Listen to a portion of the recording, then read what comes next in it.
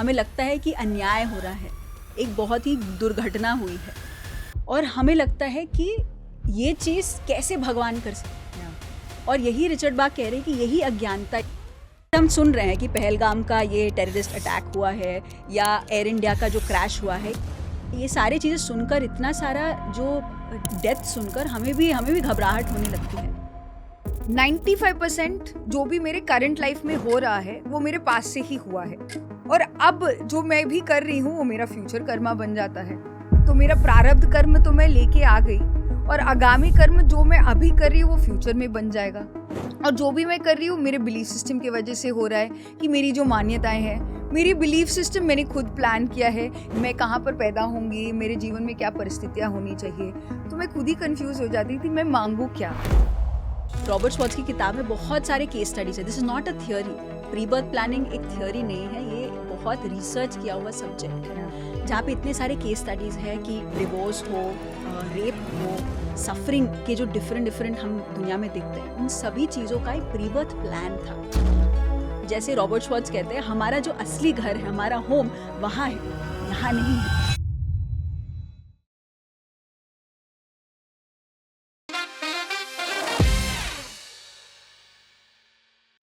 PMC Hindi के अनेक workshops होते हैं, एंड इन वर्कशॉप्स में जो नए नए मेडिटेशन में जुड़े हैं या जो रेगुलर मेडिटेटर्स हैं उनके बहुत सारे डाउट्स आते हैं।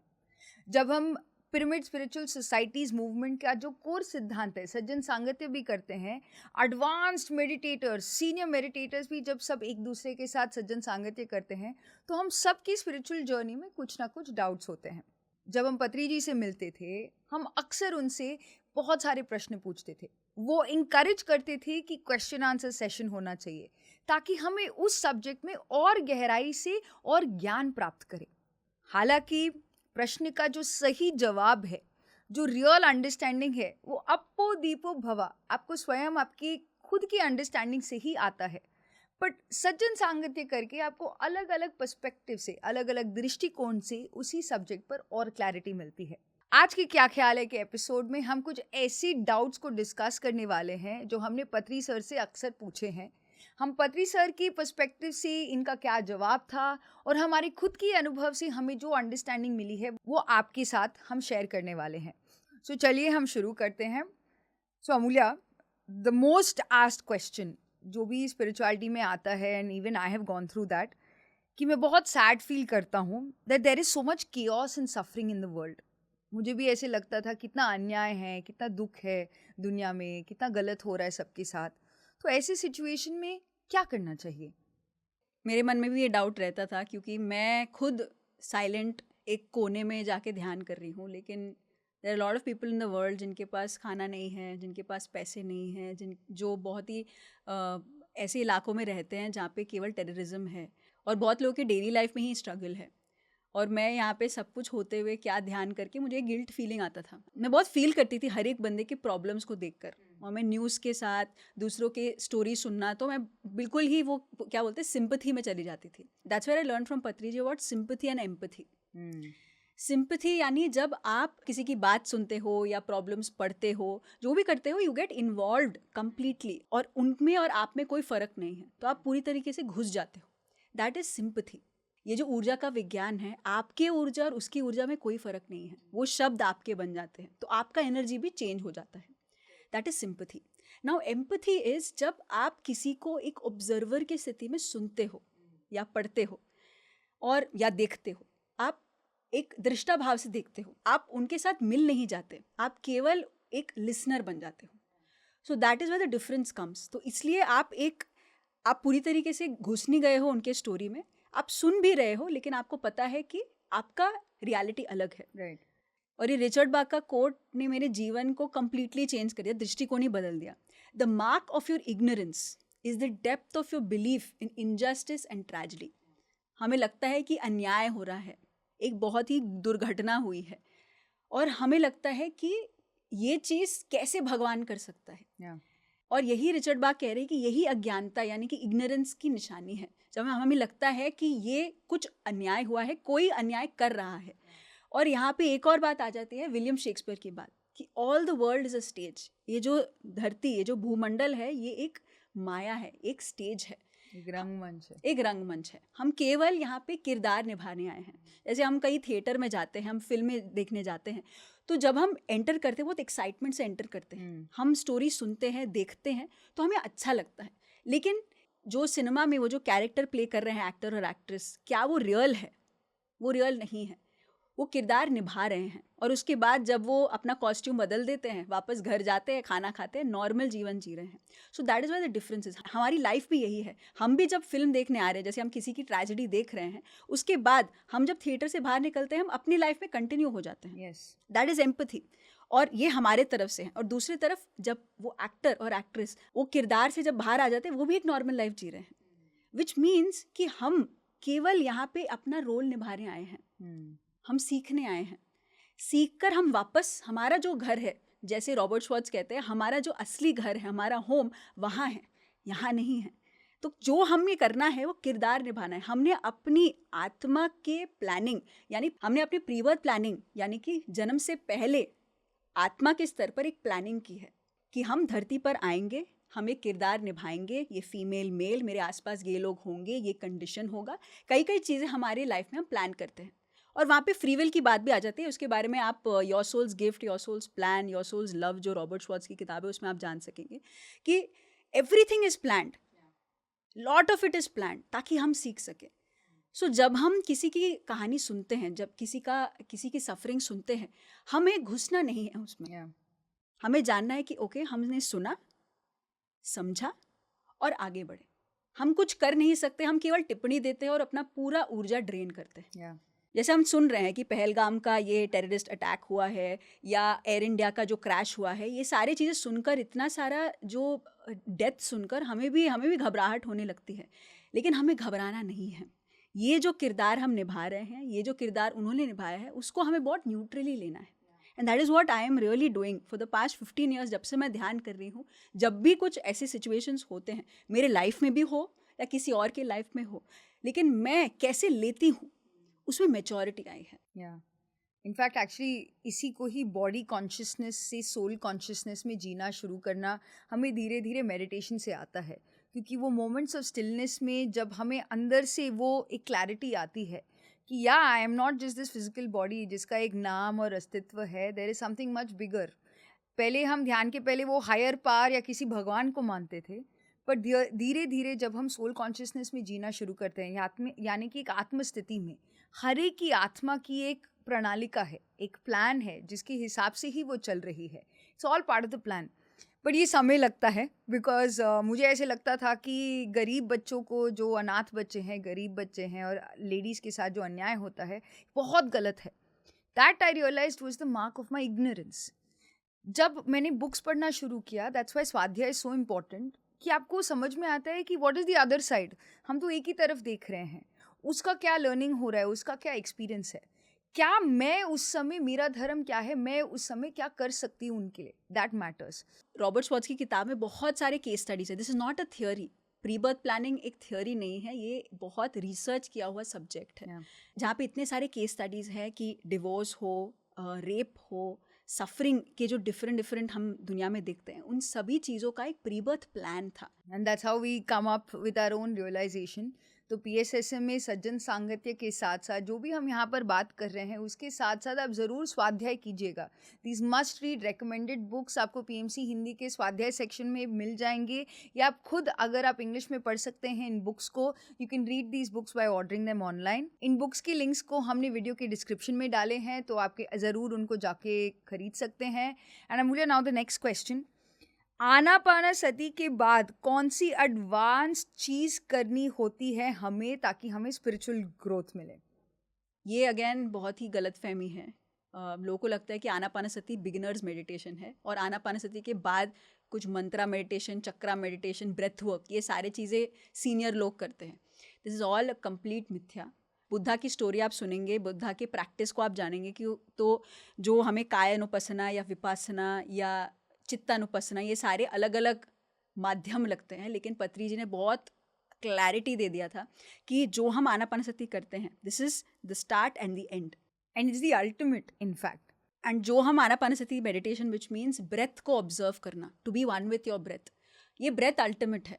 हम एडवांस्ड ब्रेथ नहीं लेते हैं, ब्रेथ ब्रेथ है, और ब्रेथ को जैसे हम वैसे ही उसको एक्सेप्ट करते हैं. So with in Anapanasati, which means पहले हम सांसों को महसूस करते हैं, दैट इज आनापानसति.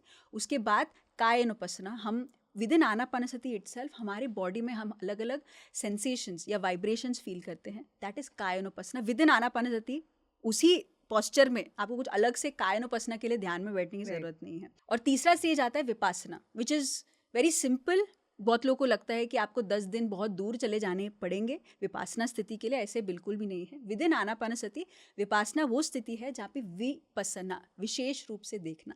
क्या देखना? आपकी तीसरी आँख की जागृति, जहाँ पे आपकी एक्स्ट्रा सेंसरी परसेप्शंस एक्टिवेट होता है. जो हमारे 5 सेंसेस है उसके बियॉन्ड भी हम दुनिया जो है उसको देख पाते हैं, and that is what Vipassana is. तो जो अलग अलग टाइप के मेडिटेशंस है, लाइक चक्रा मेडिटेशन, ब्रेथ वर्क, ये सारे अलग अलग टाइप के मेडिटेशंस है.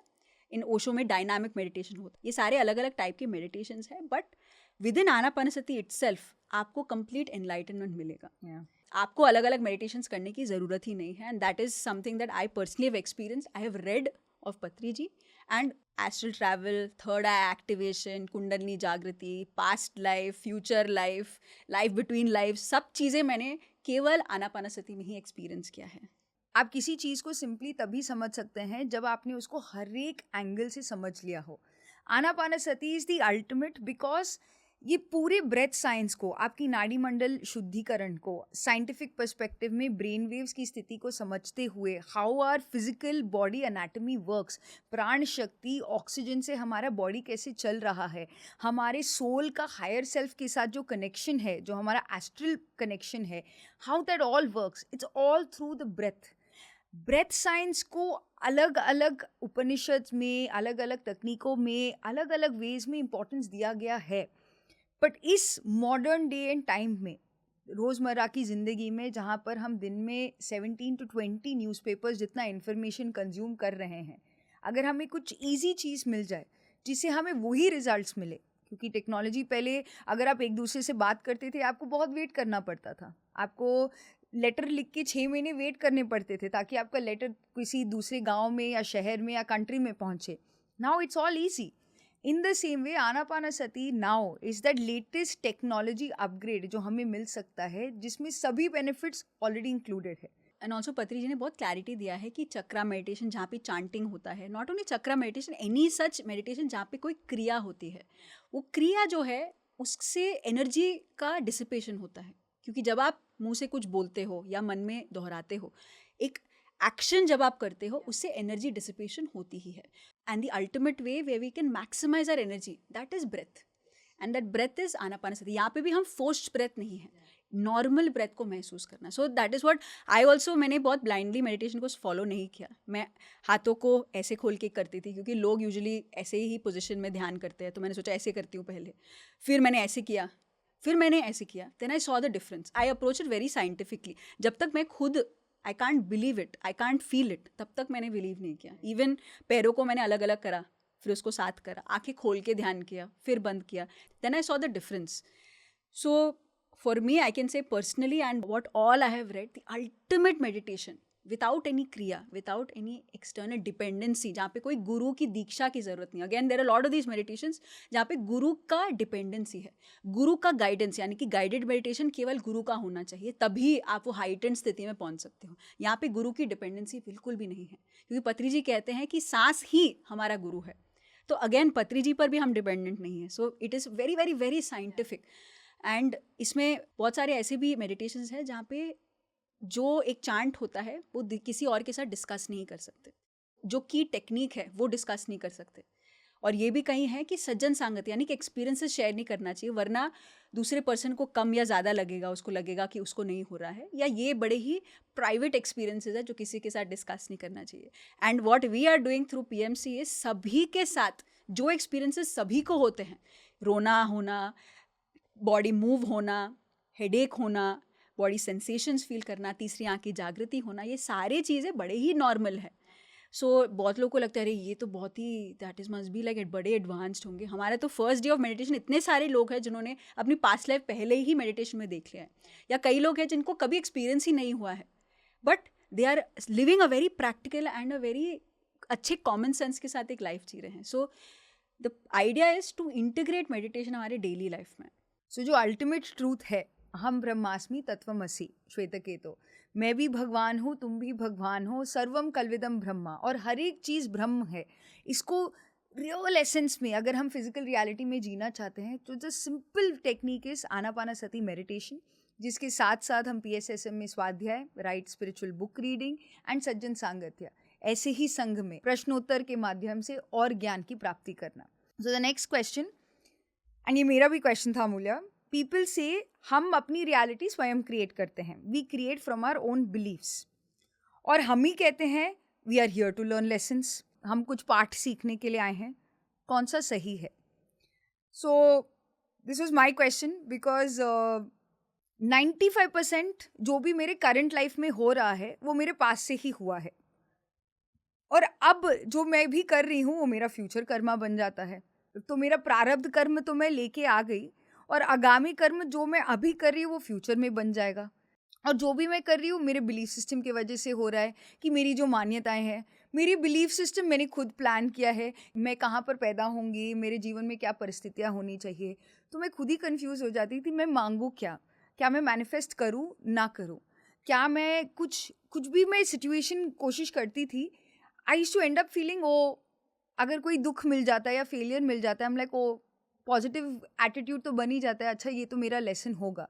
बट ये डाउट रहता था कि सब लोग बोलते हैं कि मैनिफेस्टेशन होता है मेडिटेशन से, so how does this work? Again the most important thing is to understand आप किस पर्सपेक्टिव से अपनी लाइफ को, आप उस सिचुएशन को व्यू कर रहे हो, दैट इज़ वेरी इंपॉर्टेंट. अगर मैं अभी भी अपने पर्सनैलिटी सेल्फ से अपने जीवन में जो भी मुझे सीखना है, उस सीख को भी मैं अपने पर्सनैलिटी सेल्फ, यानी कि अलेख्या ने पास्ट में कुछ किया होगा जिसकी वजह से आज अलेख्या को कुछ भुगतना पड़ रहा है, और अलेख्या के दिमाग में कुछ फील करके वो कुछ क्रिएट करना चाहती है, कुछ अनुभव करना चाहती है जो उसको मिल रहा है या नहीं मिल रहा है. अब इसमें जो पूरा चीज़ है अलेख्या, द ईगो से creation. The truth is yes, 95% of our life is actually pre planned because of our past karma, जो हम खुद ही चुन के आते हैं. जब हम सोल प्लानिंग करते हैं, हम डिसाइड करते हैं कि अच्छा मेरे पहले के रह गए जो सब्जेक्ट्स थे, वो सब्जेक्ट्स को इस बारी में अपने सिलेबस में ऐड कर कर मैं वो एग्ज़ाम लिखने आता हूँ. तो हम धरती पर कुछ लेसन सीखने आए हैं. अब बिलीफ सिस्टम से जो हमने क्रिएट किया या नहीं क्रिएट किया, यानी कि सफलता प्राप्त हुई या असफलता प्राप्त हुई, दोनों में से हमें कुछ ना कुछ सीख मिलती है. जब मैं ईगोसेंट्रिक जीवन जी रही हूँ, यानी कि मुझे कुछ सीखना है, यानी कि अलेख्या को कुछ सीखना है या अलेख्या कुछ क्रिएट करना चाहती है, अलेख्या को सक्सेस फेलियर मिल रहा है, तो मैं ईगोसेंट्रिक जीवन में जी रही हूँ, यानी कि अभी भी मैं बॉडी कॉन्शियसनेस में हूँ. जब मैं एक आत्म स्थिति में जीना शुरू करती हूँ, सोल कॉन्शियसनेस स्टेट में जीना शुरू करती हूँ, मेरे जीवन में हर एक लेसन भी एक अनुभव बन जाता है, एक एक्सपीरियंस बन जाता है. We must learn from everyone.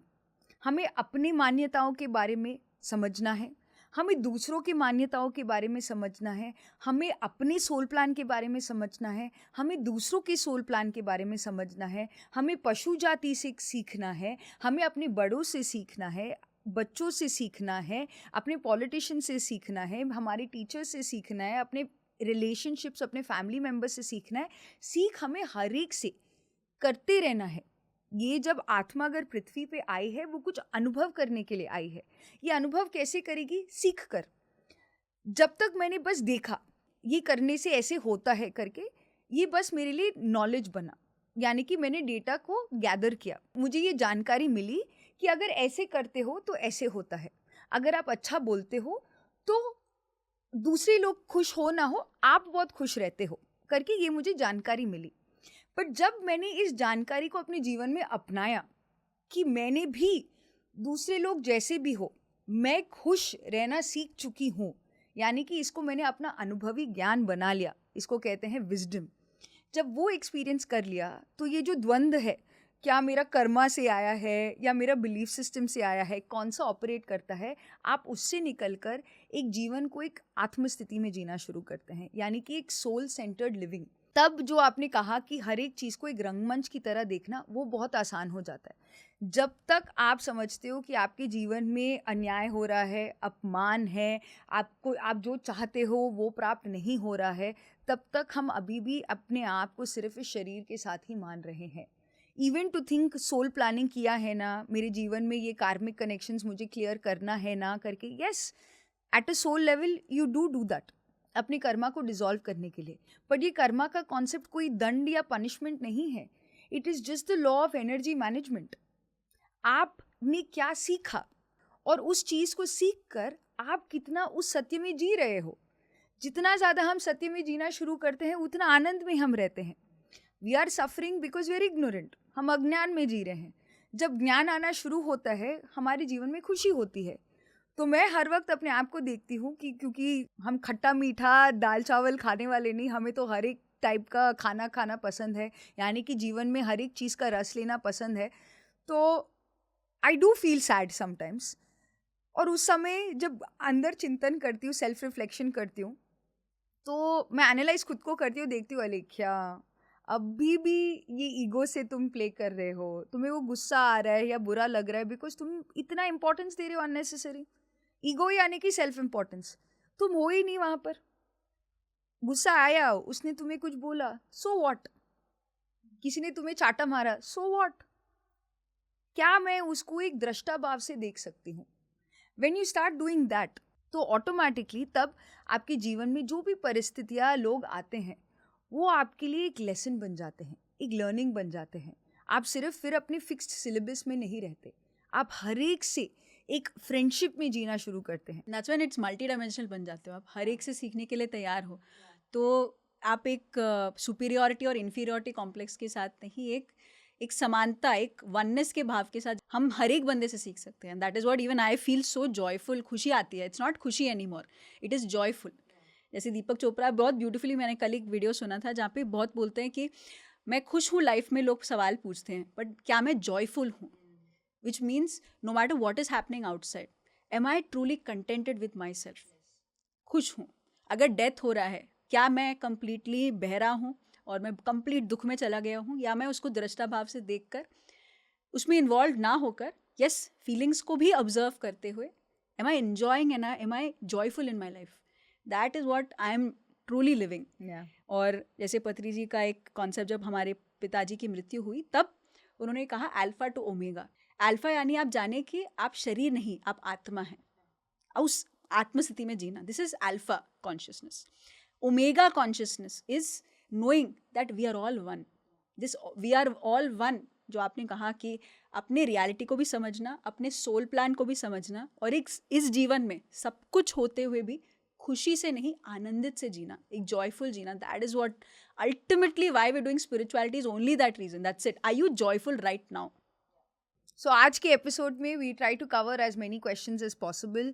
अलग अलग कॉन्सेप्ट्स आए हैं इसमें। आपको इन प्रश्नों में क्या पर्सपेक्टिव आपको खुद समझ में आया है, प्लीज़ कमेंट करके ज़रूर बताइएगा। We learn a lot from your experiences as well. हम हर एक कमेंट को पढ़ते हैं, क्योंकि जब हम कमेंट पढ़ते हैं हमें खुद सीखने को मिलता है कि आपके क्या क्या ब्यूटीफुल सवाल हैं एंड एक्सपीरियंसेस हैं।